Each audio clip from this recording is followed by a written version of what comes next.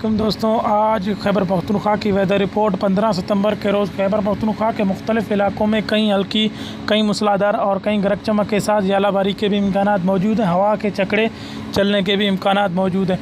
तो सबसे पहले किन इलाकों में बारिश के इम्कानात मौजूद हैं, तो सादा की बात करते हैं तो यहाँ एका दुका मकामात पर हल्की गरज चमक के साथ और कहीं तेज़ और कहीं जो है मूसलाधार बारिश के साथ यालाबारी के भी इम्कानात मौजूद हैं।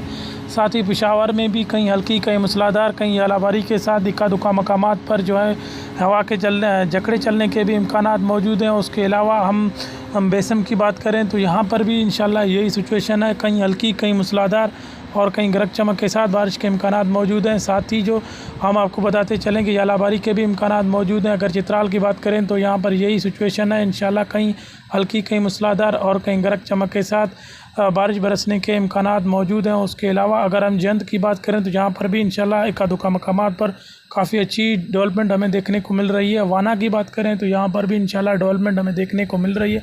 मुलाज़ई की बात करें तो इंशाल्लाह यहाँ पर भी हमें बारिश के इम्कानात बनते नज़र आ रहे हैं। साथ ही बनू में भी मुलाज़ई वाला सिस्टम अगर मजबूत हुआ तो बनू में भी आज बारिश के इम्कानात बनते नज़र आ रहे हैं इंशाल्लाह। ये थी आज की वेदर रिपोर्ट। मिलते हैं अगली वीडियो के अंदर।